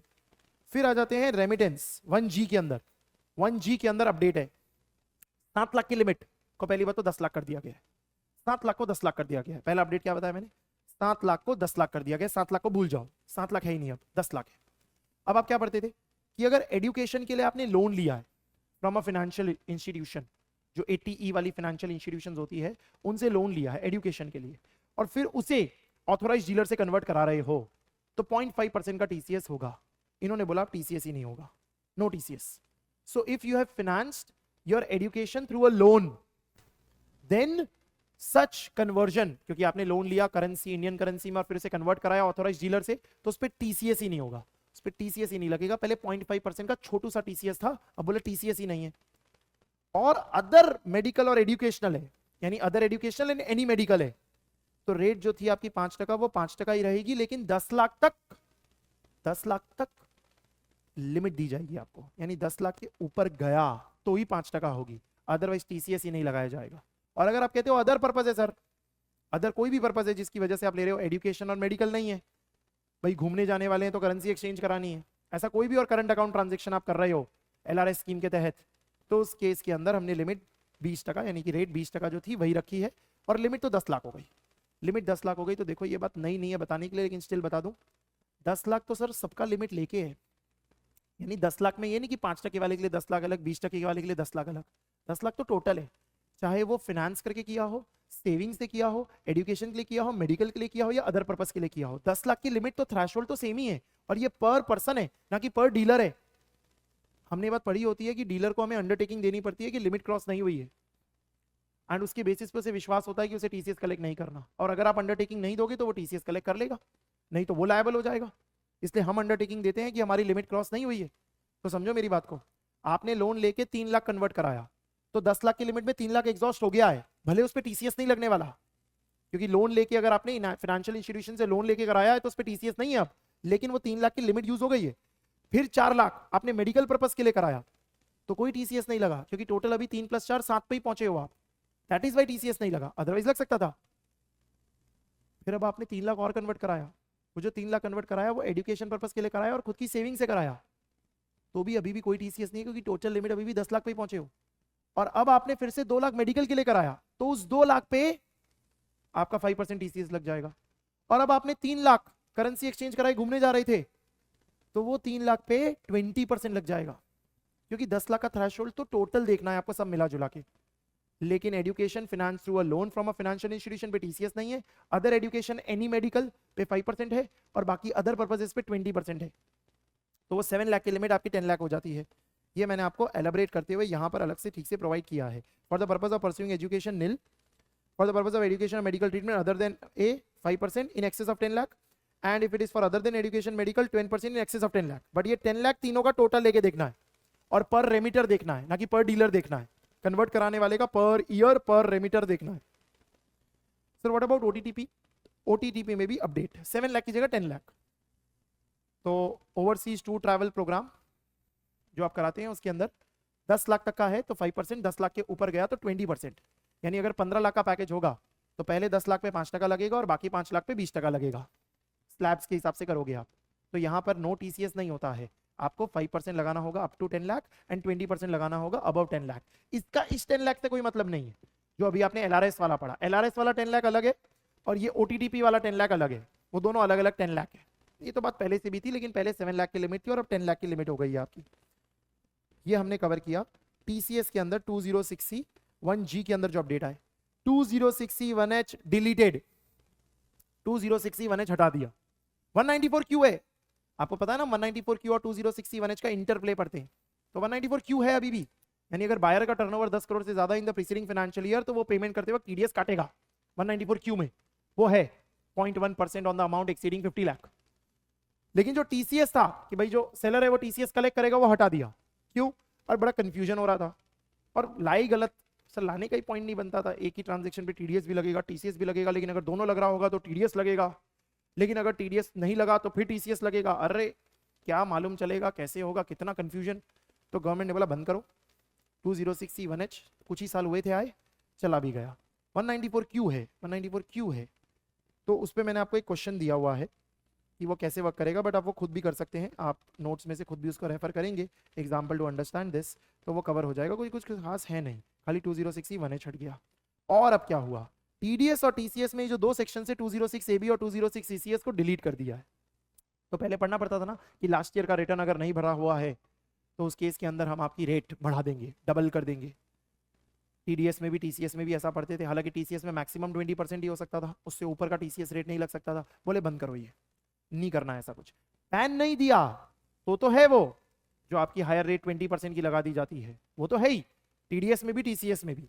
लेकिन जो आपने रिटर्न नहीं भरा पिछले साल का और उसके बेसिस पे आपकी रेट बढ़ाई जाती थी, हायर रेट लगाई जाती थी, उसको बंद कर दिया। बोले वो 206AB और 206CCA की जरूरत नहीं है। 206AA तो है ही अभी भी, 206CC तो है ही अभी भी, वो तो रहेंगे, उनको नहीं छेड़ा है हमने। तो यहाँ पे मैंने आपको समरी दी हुई है, पहले वो चेक करना पड़ता था, अब वो चेक करने की जरूरत नहीं है। पैन नहीं है तो वो हायर रेट तो अभी भी अप्लाई होती है, वो तो अभी भी लगने ही वाली है। और ये मैंने आपको 206C 1H का एग्जाम्पल प्रोवाइड किया हुआ है। ये हमारे टीडीएस टीसीएस एडवांस टैक्स के सारे अपडेट हो गए। टीडीएस टीसीएस एडवांस टैक्स के बाद आपका नेक्स्ट अपडेट आता है रिटर्न ऑफ इनकम में। रिटर्न ऑफ इनकम के अंदर अपडेटेड रिटर्न में चेंज किया गया है। अपडेटेड रिटर्न में क्या चेंज किया गया है सर? अपडेटेड रिटर्न में आपने पढ़ा होता था 24 months from the end of the relevant assessment year, 24 months from the end of the relevant assessment year, उसको 48 मंथ्स कर दो, 48 months from the end of the relevant assessment year, यानी उसको टाइम लिमिट को डबल कर दिया, बढ़ा दिया, 24 मंथ्स को 48 मंथ्स कर दिया। लेकिन सर 12 महीने तक होता था तो ये लोग मुझसे है ना एक्स्ट्रा टैक्स मांगते थे 25% का of tax plus interest, additional tax 140B में। और 12 महीने से ज्यादा होता था, 24 महीने तक होता तो 50% मांगते थे। अब 24 महीने से ज्यादा है, 36 महीने तक है, 24 से ज्यादा है, 36 तक है, तो 60% मांगेंगे, 60% मांगेंगे। और 36 मंथ से भी ज्यादा है बट 48 मंथ्स तक है तो 70% मांगेंगे। सर पैसे तो चाहिए, डिले कर रहे हैं, टाइम दे रहे हैं, तो पैसे भी एक्स्ट्रा चाहिए हमको। इस तरीके से इन्होंने बढ़ा दिया। थर्ड ईयर 60% हो जाएगा, फोर्थ ईयर 70% हो जाएगा, और टैक्स प्लस इंटरेस्ट जैसे कैलकुलेट करते हैं वो तो वही रहेगा, सिर्फ टाइम लिमिट एक्सटेंड हो गई। तो आपका 48 मंथ्स हो गया और वो 60% 70% हो गया। बट एट फाइनल लेवल इससे ज्यादा इंपॉर्टेंट मुझे लगता है ये पूछा जाएगा कि 36 महीने के बाद, 36 महीने के बाद, 36 महीने तक तो कोई टेंशन नहीं है, 36 महीने के बाद मतलब 48 मंथ्स के अंदर अगर आपको अपडेटेड रिटर्न फाइल करना है तो आपको 148A जो इनकम एस्केपिंग असेसमेंट का नोटिस आता है 148A इनकम एस्केपिंग असेसमेंट का नोटिस आता है, वो नहीं आया होना चाहिए। अगर 148A का इनकम एस्केपिंग असेसमेंट का वो शो कॉज नोटिस आ गया है तो आप अपडेटेड रिटर्न 36 महीने के बाद फाइल नहीं कर पाएंगे। लेकिन अब समझो, आपको ध्यान होना चाहिए 148A के शो कॉज आ जाने के बाद एक फिटनेस सर्टिफिकेट और आता है जिससे ये क्लियर होता है कि 148 का नोटिस आएगा। और अगर ऐसा कुछ हुआ नहीं कि 148 का नोटिस आएगा मतलब फिटनेस सर्टिफिकेट फेल हो गया, फिटनेस ऑर्डर आया ही नहीं, यानी फिटनेस ऑर्डर में बोल दिया गया कि ये केस फिट नहीं है शो कॉज भेजने के बाद, तो उस केस में इन्होंने कहा तो फिर फाइल कर सकते हो, फिर कोई दिक्कत नहीं। तो समझो 36 महीने के बाद 148A आया तो आप फाइल नहीं कर पाओगे। लेकिन फिर वो 148A सबसेक्शन 3 के अंदर बोल दिया गया कि this is not a fit case, यानी 148 का नोटिस नहीं आया, 148A का ही नोटिस आया और उसे बाद में स्क्रैप कर दिया गया, तो फिर उस केस में फाइल कर पाओगे भले बियॉन्ड 36 मंथ से, बट अप टू 48 मंथ से। बट अगर 148A के बाद 148 भी आने वाला है क्योंकि वो फिट हो गया है केस, तो फिर उस केस के अंदर आप अपडेटेड फाइल नहीं कर सकते beyond 36 months. With in 36 month से तो कोई टेंशन नहीं है, आप अपडेट रिटर्न फाइल कर ही सकते हैं। 60% ऑफ एडिशनल टैक्स आपको देना पड़ेगा, वो बात ध्यान में है। तो if notice under section 148A is issued, update return not allowed. However if notice under section 148 is issued after 148A proceedings, the filing is allowed up to 48 months. यानी कि अगर वो 148A3 वाला नोटिस भेज के बोल दिया गया कि नोटिस ही नहीं इशू किया गया 148 के अंदर, तो फिर हम उस केस में आपको अलाउ कर देंगे, कोई दिक्कत नहीं है। ये आपका अपडेटेड रिटर्न का एक अपडेट हो गया। इसके अलावा 139AA में एक और अपडेट है, कोई काम का नहीं है, बता देता हूँ। एक्चुअली 1 अक्टूबर 2024 के पहले तक आधार एनरोलमेंट आईडी देके भी आप पैन ले सकते थे, आधार एनरोलमेंट आईडी देके भी, लेकिन 1 अक्टूबर 2024 के बाद बंद कर दिया। बोले नहीं, पहले आधार नंबर चाहिए वो 12 डिजिट का, फिर ही आपको हम पैन अप्लाई करने देंगे, यानी पैन एप्लीकेशन फॉर्म में आधार नंबर डालना मैंडेटरी है। तो जिन लोगों ने 1 अक्टूबर 2024 के पहले आधार एनरोलमेंट आईडी डाल के अप्लाई कर दिया, उनके लिए इन्होंने क्या बोला कि 31 दिसंबर 2025 तक अपना आधार बता देना। 31 दिसंबर 2025 की कट ऑफ डेट दे रहे हैं, तब तक आधार बता देना, क्योंकि तुम वो लोग हो जिन्होंने उस समय आधार एनरोलमेंट आईडी देके एप्लीकेशन कर लिया था और उनको पैन मिल गया था जब उनके पास आधार नंबर नहीं था और आधार एनरोलमेंट आईडी चलता था। 28 डिजिट का आता है आधार एनरोलमेंट आईडी, वो चलता था। अब क्योंकि वो बंदी हो गया तो ये मुद्दा ही काम का नहीं है। तो ये टेम्पररी ट्रांजिशन है, आप इग्नोर भी करोगे तो भी ऑफ कोर्स चलेगा, कोई टेंशन नहीं है। हमारा नेक्स्ट चैप्टर आ जाता है असेसमेंट ऑफ वेरियस एंटिटीज के अंदर चैरिटेबल एंड रिलीजियस ट्रस्ट।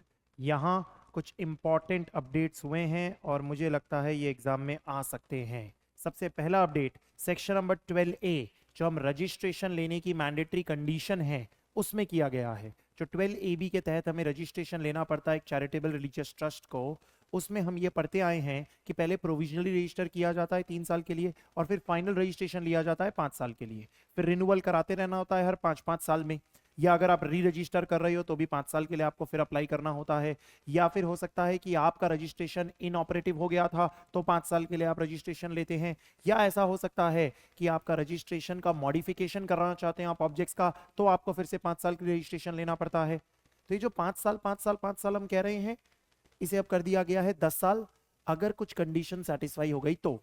यानी अब 5 इयर्स भी है और 10 इयर्स भी है, यानी रिन्यूअल कराएंगे या फाइनल रजिस्ट्रेशन लेंगे या री रजिस्ट्रेशन कराएंगे या मॉडिफिकेशन ऑफ ऑब्जेक्ट्स करेंगे तो 10 साल के लिए भी आपको सीधे रजिस्ट्रेशन मिल सकता है अगर आप छोटे ट्रस्ट है तो। सर छोटा ट्रस्ट मतलब? छोटा ट्रस्ट मतलब जिस ट्रस्ट की इनकम पिछले 2 प्रीवियस ईयर की 5 करोड़ तक है बिना सेक्शन 11 और 12 का एग्जेम्पशन दिए। यानी कि आपको करना क्या है कि अगर आप प्रीवियस ईयर 25-26 में एप्लीकेशन कर रहे हैं फॉर फाइनल रजिस्ट्रेशन और फॉर री रजिस्ट्रेशन और for your change in objects वाला रजिस्ट्रेशन, तो उस केस में प्रीवियस ईयर 25-26 को छोड़ के पिछले 2 साल यानी 24-25 और 23-24 दोनों ही सालों में आपकी total income before giving exemption of section 11 and 12 5 crore तक होनी चाहिए। तो फिर जब आप रजिस्ट्रेशन के लिए अप्लाई करेंगे तो जो रजिस्ट्रेशन अप्रूव होगा वो 10 इयर्स के लिए होगा, अदरवाइज 5 इयर्स के लिए ही होगा। ध्यान रखना प्रोविजनल अभी भी 3 इयर्स ही है, उसमें कोई अपडेट या कोई चेंज नहीं है। तो हम रीड कर लें तो if the total income calculated before giving exemption of 11 and 12 is up to 5 CR in each of the 2 previous year immediately preceding the previous year in which the application has been made, then the registration will be valid for 10 years, otherwise it will be valid for 5 years. तो longer validity period मिल गया। This is for re-registration, renewal, final, inoperative या फिर adoption और modification, उससे कोई फर्क पड़ने वाला नहीं है। लेकिन provisional 3 इयर्स ही रहेगा, उसमें कोई चेंज नहीं है। बाकी सारे केसेस के अंदर 5 इयर्स के साथ 10 इयर्स भी अब आप रीड करेंगे, बाकी टाइमलाइंस वगैरह सेम है और कोई चेंज नहीं है उसके अंदर। दूसरा अपडेट जो है ना वो ज्यादा जरूरी है और ज्यादा जरूरी है। 13 सबसेक्शन 3 में आप पढ़ते हैं एक प्रोहिबिटेड लिस्ट ऑफ पर्सन, कि अगर इस प्रोहिबिटेड लिस्ट ऑफ पर्सन के लिए आपने किसी भी तरह का डायरेक्ट या इनडायरेक्ट बेनिफिट दिया एज अ ट्रस्ट, तो हम आपका एग्जेम्पशन डिनाई कर देंगे। तो इस लिस्ट में जो 6 आइटम्स हम पढ़ते हैं, उसमें आइटम 2, आइटम 5 और आइटम 6 में अपडेट हुआ है। आइटम 2 में जो 50,000 की हम लिमिट पढ़ा करते थे, उसे अपडेट करके अब पूरी तरह से रिफाइन किया गया है। लिमिट भी नहीं है और उसके अंदर स्ट्रक्चर भी चेंज किया गया है। क्या कहा गया है कि अगर कोई पर्सन है, उसने इस प्रीवियस ईयर में 1 लाख से ज्यादा कंट्रीब्यूट किया है, इस प्रीवियस ईयर में 1 लाख से ज्यादा कंट्रीब्यूट किया है, या फिर उसने 10 लाख से ज्यादा कंट्रीब्यूट कर दिया है up to the end of the relevant previous year. यानी कि हम अगर प्रीवियस ईयर 25-26 की बात कर रहे हैं और प्रीवियस ईयर 25-26 में उसने 1 लाख से ज्यादा कंट्रीब्यूट किया, या प्रीवियस ईयर 25-26 में जितना कंट्रीब्यूट किया या नहीं किया हो, उसको लेके आज तक टोटल जितना कंट्रीब्यूट किया वो 10 लाख के ऊपर है, इन दोनों में से एक भी बात सेटिस्फाई हो गई, तो वो एक सब्सटैंशियल कंट्रीब्यूटर है। और अगर सब्सटैंशियल कंट्रीब्यूटर है तो ट्रस्ट का कोई भी पैसा उसके डायरेक्ट या इनडायरेक्ट बेनिफिट के लिए इस्तेमाल नहीं होना चाहिए। अगर हुआ तो हम ट्रस्ट को बेनिफिट्स यानी जो एग्जेम्पशंस देते हैं वो डिनाई कर देंगे, सेक्शन नंबर 11 वाले एग्जेम्पशन देने वाले नहीं है। तो पहले यहाँ खाली 50,000 की एक लिमिट लिखी हुई थी कि अब तक का 50,000 तक का टोटल डोनेशन रहा होगा, तो उस केस में वो सब्सटैंशियल कंट्रीब्यूटर है। अब क्या बोल दिया, साल का डोनेशन या तो 1 लाख के ऊपर है, या आज तक का टोटल इंक्लूडिंग दिस ईयर का डोनेशन 10 लाख के ऊपर है, तो आपको सब्सटैंशियल कंट्रीब्यूटर माना जाएगा। अब पहले कहते थे कि सब्सटैंशियल कंट्रीब्यूटर का रिलेटिव भी प्रोहिबिटेड कैटेगरी में आएगा, लेकिन अब उसे हटा दिया है। यानी कि सब्सटैंशियल कंट्रीब्यूटर का जो रिलेटिव होता है, स्पाउस हो गए या जो रिलेटिव के डेफिनेशन में आते हैं, उनके बेनिफिट के लिए अगर ट्रस्ट पैसा यूज करता है तो हम उसे प्रोहिबिटेड नहीं मानेंगे, उसे ओके मानेंगे। तो यहां रिलैक्स हो गया थोड़ा सा। और ऐसे ही हमने पढ़ा था कि इसी सब्सटैंशियल कंट्रीब्यूटर का किसी कंसर्न में सब्सटैंशियल इंटरेस्ट है, तो उस कंसर्न के भी बेनिफिट के लिए कुछ यूज नहीं होना चाहिए, उसे भी हटा दिया गया है, क्योंकि एक्सेप्ट टू कह दिया गया है कि अगर सब्सटैंशियल कंट्रीब्यूटर का रिलेटिव है या सब्सटैंशियल कंट्रीब्यूटर का किसी कंसर्न में सब्सटैंशियल इंटरेस्ट है और उस कंसर्न के बेनिफिट के लिए ट्रस्ट का पैसा यूज हुआ, तो दैट इज नॉट प्रोहिबिटेड, आपको एग्जेम्पशन डिनाई नहीं किया जाएगा। तो मतलब जो भी अपडेट है वो कहने को 3 अपडेट्स दिख रहे हैं, बट है उसी सब्सटैंशियल कंट्रीब्यूटर के रिलेटेड, बाकी वैसे का वैसे ही है। ऑथर या ऑथर के रिलेटिव्स या ऑथर का जिस भी कंसर्न में सब्सटैंशियल इंटरेस्ट है उस कंसर्न, या ऐसी तरीके से अगर कोई HUF है, ऑथर फाउंडर या कंट्रीब्यूटर, तो उसका मेंबर, या फिर मेंबर के कोई भी रिलेटिव्स, या मेंबर का जिस भी कंसर्न में सब्सटैंशियल इंटरेस्ट है, ऐसे ही ट्रस्टी या मैनेजर या उसके रिलेटिव्स या उसका जिस भी कंसर्न में सब्सटैंशियल इंटरेस्ट है, वो सब सेम ही है। जो चेंज है वो सिर्फ सब्सटैंशियल कंट्रीब्यूटर के रिलेटेड है। 1 लाख और 10 लाख, दो चीजों में से एक भी सेटिस्फाई हो गई तो उस केस के अंदर हम आपको सब्सटैंशियल कंट्रीब्यूटर मान लेंगे, as the case may be. ये आपका दूसरा अपडेट यहां पर हो जाता है। एक तीसरा अपडेट और है स्पेसिफाइड वायलेशन की डेफिनेशन में, छोटा सा अपडेट है। स्पेसिफाइड वायलेशन में जितने पॉइंट्स आप पढ़ते हैं उसमें जो एक लास्ट पॉइंट है उसमें लिखा होता था कि अगर एप्लीकेशन फॉर रजिस्ट्रेशन कंप्लीट नहीं है तो हम उसे भी स्पेसिफाइड वायलेशन मानेंगे, लेकिन अब उस बात को डिलीट कर दिया गया है और कहा गया है कि इनकरेक्ट है तो ही स्पेसिफाइड वायलेशन मानेंगे। इनकम्प्लीट है तो छोटी मोटी गलतियां हो जाती है, छूट जाता है कुछ कुछ भरना, वो कोई प्रॉब्लम नहीं है, हम उसे चला लेंगे। गलत नहीं देना है, इनकम्प्लीट दे दिया, it is not a problem, क्योंकि माइनर डिफॉल्ट्स हो जाती है। तो देयर बाई वो लैंग्वेज जो थी कि इज नॉट कंप्लीट, वो हटा दिया गया है, वो चलेगा, वो स्पेसिफाइड वायलेशन नहीं माना जाएगा। ये ट्रस्ट के हमारे अपडेट हो गए। ट्रस्ट के बाद हमारा टनेज टैक्सेशन में 2 अपडेट्स हैं। एक अपडेट क्या है, इनलैंड वेसल को भी अब टनेज टैक्सेशन में कवर कर लिया गया है। इवन इनलैंड वेसल्स, तो खाली इतना ध्यान में रखना है, इनलैंड वेसल्स जो होते हैं as per Indian vessel inland vessels act, उससे भी टनेज टैक्सेशन का बेनिफिट मिलेगा। तो क्वालिफाइंग कंपनी और बाकी सारी कंडीशन सेटिस्फाई कर रही है तो क्वालिफाइंग शिप की डेफिनेशन में इनलैंड वेसल्स को भी कवर कर लिया गया है। और दूसरा एक टाइमलाइन रिलेटेड अपडेट है कि अगर आप एप्लीकेशन करते हैं for opting tonnage tax scheme, तो पहले लिखा होता था कि जो एप्लीकेशन आप करेंगे उसका एंड ऑफ द मंथ से 1 मंथ के अंदर अंदर या तो एक्सेप्ट होगा या रिजेक्ट। अब उसे कर दिया गया एंड ऑफ द क्वार्टर से 3 मंथ्स के अंदर अंदर। तो जब भी एप्लीकेशन रिसीव हुआ, भाई ज्वाइंट कमिश्नर को जब भी एप्लीकेशन रिसीव हुआ, उस एप्लीकेशन रिसीव हो जाने के एंड ऑफ द क्वार्टर से आपको 3 मंथ्स के अंदर या तो एक्सेप्टेंस आएगा या फिर रिजेक्शन आएगा। तो इन्होंने हर चीज को मंथ से क्वार्टर बनाने की कोशिश की है ताकि थोड़ा स्टैंडर्डाइजेशन हो जाए। इसलिए आप कई जगहों पे आगे भी देखोगे टाइम लिमिट्स के अंदर आपको कई जगहों पे एंड ऑफ द मंथ की जगह एंड ऑफ द क्वार्टर करता हुआ मिलेगा, और वहां से 1 मंथ की जगह 3 मंथ्स कर दिया गया है, 3 months from the end of the quarter. एक छोटी सी बात IFSC यूनिट के लिए भी डाली गई है, जिनको 80 LA का डिडक्शन मिलता है, बट आप उसे नहीं भी करेंगे तो भी चलेगा, इतना स्पेसिफिक नहीं है, खाली रीड भी कर लेंगे तो भी इट वर्क्स। ये टनेज टैक्सेशन में हो गया। एक और अपडेट एक बिजनेस ट्रस्ट में है, कहने को अपडेट है, एक्चुअली में कोई अपडेट नहीं है। बिजनेस ट्रस्ट जब हम पढ़ते हैं तो उसके अंदर हम कहते हैं कि एक छोटी सी एरर थी कि जो सेक्शन 112A वाली इनकम होगी उसके ऊपर क्या टैक्स रेट लगाया जाएगा, ये लॉ में एरर थी। यानी इन्होंने 112 ये लिखा हुआ नहीं था, अब इन्होंने ये एरर सुधार दी है फिनांस एक्ट 2025 से, और कहा कि अगर 112 ए लग रहा होगा तो पहले 1,25,000 को माफ करेंगे और जो उसके ऊपर का है उसके ऊपर 12.5% हम लगाएंगे। हमने यही पढ़ा भी होता है, क्योंकि भले ये लॉ में एरर होता है बट ये अंडरस्टूड था कि ये गलती थी, एंड दैट इज वाई हम बोलते थे 111 ए वाला है तो 111 ए लगेगा, 112 वाला है तो 112 लगेगा, 112 ए वाला है तो 112 ए लगेगा, क्योंकि बाकी सारी जो आपकी इनकम्स होती है वो या तो मैक्सिमम मार्जिनल रेट पे टैक्सेबल कर दी जाती है। इस तरीके से यहाँ पर ये एक छोटा सा ड्राफ्टिंग एरर था, उसको इन्होंने सुधार दिया है। फिर आ जाता है सिक्योरिटाइजेशन ट्रस्ट में 194 LBC के अंदर जो आपकी टीडीएस की रेट है वो अपडेट हो गई, और ये इंपॉर्टेंट है। जो सिक्योराइजेशन ट्रस्ट आप पढ़ते हैं उसके अंदर पहले आप टीडीएस की रेट रेसिडेंट्स के केस में पढ़ते थे 25%, इंडिविजुअल एचयूएफ है तो 30% अगर इंडिविजुअल एचयूएफ के अलावा कोई भी और है तो। अब इन्होंने इसको सबके लिए कॉमन करके 10% कर दिया, इजी कर दिया और रिड्यूस कर दिया रेसिडेंट्स के लिए। नॉन रेसिडेंट्स के लिए तो वही रेट्स इन फोर्स, उसमें तो कोई चेंज नहीं हुआ है। रेसिडेंट्स के लिए 194 LBC के अंदर जो रेट है वो 25%, 30% की जगह आपको क्या ध्यान में रखना है, 10% की अब सिर्फ रेट ध्यान में रखनी है।